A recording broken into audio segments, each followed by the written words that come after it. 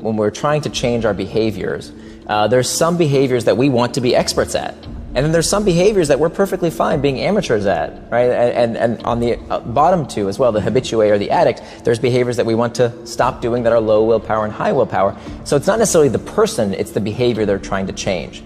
But I think you'll find it very difficult to become an expert at something if you use the same criteria that it takes to become an amateur at something. If your test to become an expert is this Mia, you actually won't have the grit and perseverance needed to power through the times that are shitty, that are hard. So most people's problems, I think, when it comes to the fitness space in particular, is that we train like we're experts, even though what we want is an amateur behavior.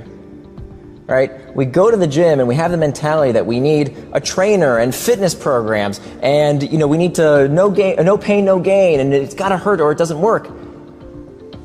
And that's the expert mentality. I've written on this article you alluded to called "Why Fitness Apps Make You Fat." Because what we find is that when you take that mindset in the expert quadrant of I've got to figure out, the expert quadrant is all about figuring out your mistakes, and it's got to be in some way painful in a way, or you're not going to get better.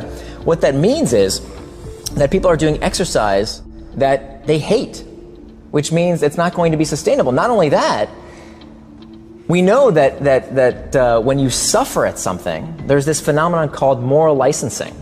That when we feel like we've sacrificed in one area of our lives, it's like squeezing on a balloon, right? When we feel like we're being good in one area of our lives, we cheat in other areas of our life, right? I squeeze on this end of the balloon, the other area, and we've seen this phenomenon occur time and time again. We find that when people buy green products, they're actually less kind. They're less likely to help someone who's just fallen down in front of them after they've sacrificed by buying an ecologically sound product.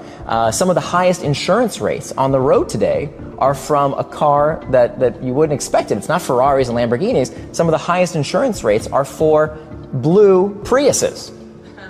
Right? Interesting. Right, because there's this effect of moral licensing. If we're good in one area, we're allowed to be bad in other areas. So how does this play out in the fitness world? Well, I just, sweated it out on the treadmill for 30 minutes, and it was so difficult, and I did it. I persevered, and it was so hard for me. I didn't enjoy a second of it.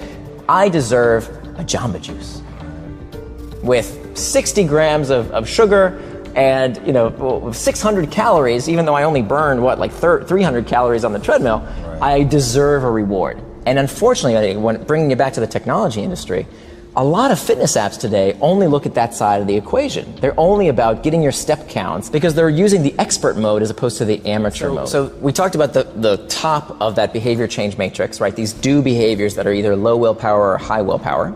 At the bottom of that behavior change matrix are the don't behaviors, the things we want to stop doing.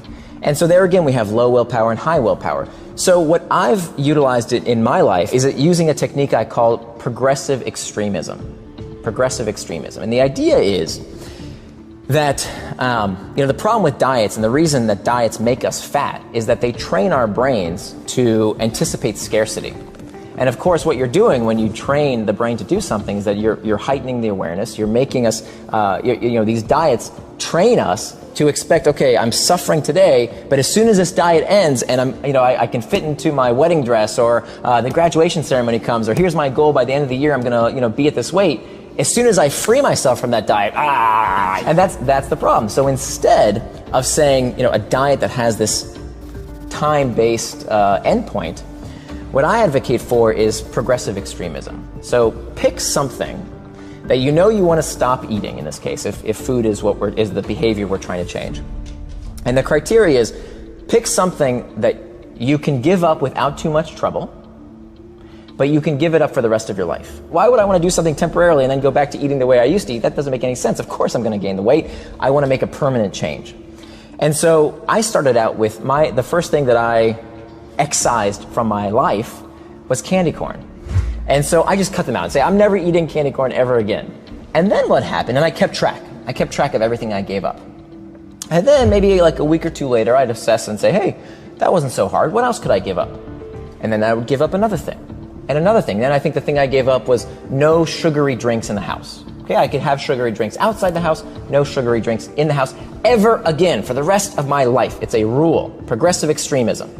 So I went up this chart, kind of more and more and more things that I was giving up, until I gave up, just last June, I gave up refined sugars completely. It's just not something I do.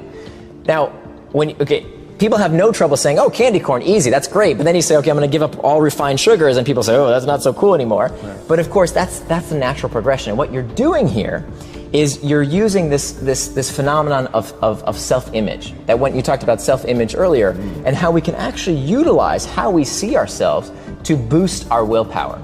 There's been a lot of studies that show that when people identify a behavior that they do or don't do as part of who they are, it becomes much easier to resist. For example, if you're a vegetarian, if you're a devout Muslim, if you're an Orthodox Jew, you're not constantly asking yourself, should I eat the meat, or should I have some beer, or should I have some pork, right? Like, that's not a debate you're having on a constant basis. You just don't do that, because that's who you are, right? If I'm a devout Muslim, I just don't drink. That's just what I do. If I'm a vegetarian, I just don't eat meat. It's no longer a debate of should I, can I, is it okay? I just don't, right? Whereas many dieters, they think to themselves, well, should I not, should I have the cake? And what they're doing is expending this willpower resource that over time, there's a lot of evidence that shows becomes depleted, and that becomes very hard. It's this constant struggle.